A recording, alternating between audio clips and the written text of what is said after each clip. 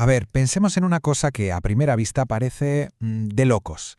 Y si os digo que lo que una ley dice y lo que de verdad significa pueden ser dos cosas completamente distintas. ¿Suena raro, a que sí? Pues en el mundo del derecho esta es una realidad de todos los días. Vamos a ver por qué el texto escrito de una ley es solo el punto de partida. Para que se entienda bien, empecemos con un acertijo. Vemos esta señal, ¿verdad? Prohibido vehículos en el parque. Más claro imposible. Y de repente vemos una ambulancia entrando a toda prisa para atender una emergencia. Si nos ponemos estrictos, según la letra de la ley, está cometiendo una infracción. Pero nuestro sentido común nos grita que no, que algo falla. Pues bien, este pequeño conflicto es la puerta de entrada a uno de los conceptos más interesantes del derecho. Así que tenemos eso, una regla que parece súper simple pero que se da de bruces con la realidad. Y esto nos lleva a una pregunta clave. ¿Es que la ley está mal hecha o es que hay algo más profundo que se nos está escapando?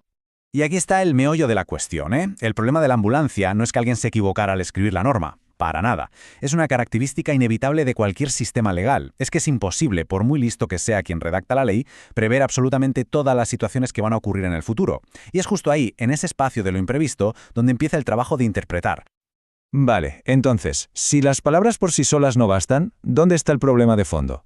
La respuesta, en realidad, está en la herramienta que usamos para crear las leyes, el propio lenguaje. Pues bien, los juristas apuntan a tres sospechosos habituales que nos obligan a ir más allá de lo que está escrito. Son la vaguedad, la ambigüedad y un concepto que es fundamental y que se llama textura abierta. Vamos a verlos uno por uno, que es muy fácil. El primero, la vaguedad. Una palabra es vaga cuando sus límites son difusos. Por ejemplo, la ley puede prohibir llevar armas, ¿vale? Pero ¿un cuchillo de cocina es un arma? ¿Y si llevo un destornillador en el bolsillo? La ley usa a propósito estas palabras un poco generales para poder aplicarse a muchas situaciones. Pero claro, eso obliga a quien interpreta a decidir dónde se pone el límite en cada caso. Luego tenemos la ambigüedad, que, ojo, no es lo mismo. Aquí no es que los límites sean difusos, es que una palabra tiene dos o más significados totalmente diferentes. El ejemplo clásico es la palabra sanción. Puede ser una multa, un castigo, pero también puede ser la aprobación de una ley por parte del rey. Solo el contexto nos dice de qué estamos hablando. Y llegamos al concepto más potente de todos, la textura abierta. Esta es una idea de un filósofo del derecho, H.L.A. Hart, y es simple, pero brutal. Dice que ninguna regla, por muy bien escrita que esté, puede preverlo todo. La norma de prohibido vehículo se pensó para coches y motos. Pero, ¿y los patinetes eléctricos de hoy? ¿O los drones de reparto que veremos mañana? La ley, por pura necesidad, tiene que tener esta textura abierta para poder seguir funcionando en el futuro. Bueno, pues con todo esto sobre la mesa, con estos problemas de lenguaje, llegamos al momento clave, al concepto que lo resuelve todo y que de hecho da título a este análisis. La solución, la gran idea, es diferenciar entre dos cosas. El texto por un lado y la norma por otro. El texto, bueno, es fácil. Son las palabras escritas en el papel, tal cual. Es estático, literal. La norma, en cambio, es el significado que construimos a partir de ese texto para aplicarlo a un caso real. Es algo dinámico, que tiene en cuenta el contexto. Si el texto es el plano de un arquitecto, la norma es el edificio ya construido y funcionando. Hay un teórico italiano, Riccardo Guastini, que lo clava con una frase que es genial. Él dice esto, o sea, la norma no es algo que tú simplemente lees del papel, es algo que obtienes después de un proceso de razonamiento.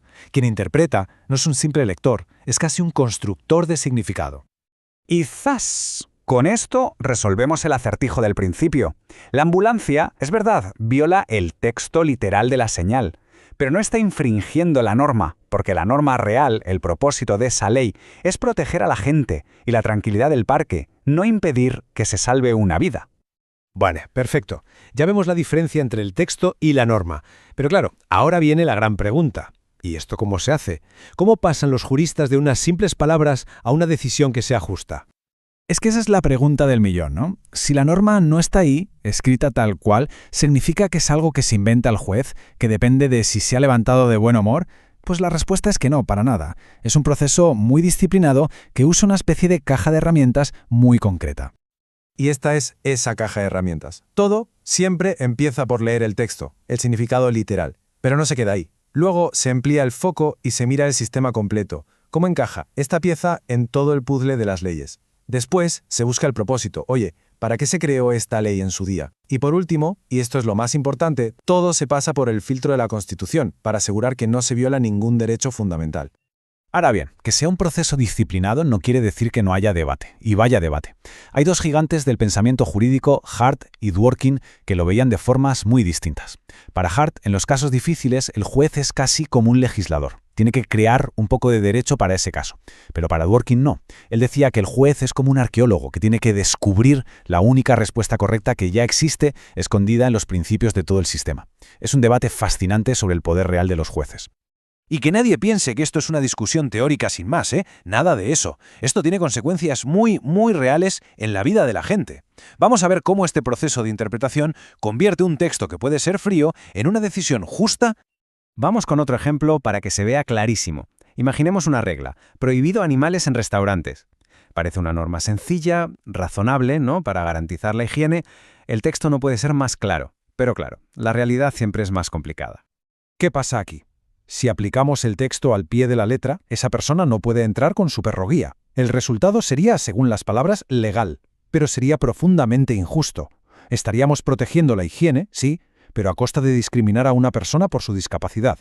Y es aquí, justo aquí, donde la interpretación se convierte en una herramienta para hacer justicia. Un juez no puede ignorar el principio de igualdad que está en la Constitución, así que tiene que interpretar ese texto de no animales de una manera que sea compatible con ese derecho superior. Y la norma que resulta es que, lógicamente, la prohibición no se aplica a los perros guía.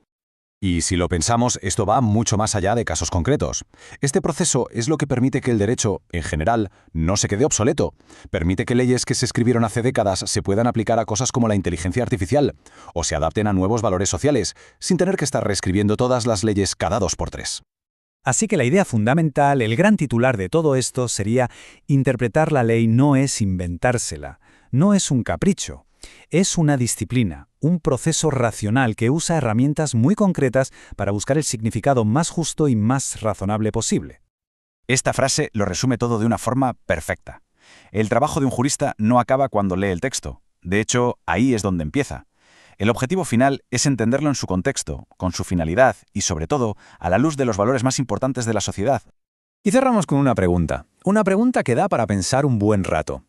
Si hemos visto que el significado no está en las palabras sin más, sino que se construye, ¿de dónde viene de verdad la autoridad de la ley? ¿Qué es lo que nos obliga a obedecerla? ¿La tinta sobre el papel o la fuerza del razonamiento y los principios que justifican esa norma final? Una cuestión que, en fin, nos lleva al corazón mismo de lo que significa la palabra derecho.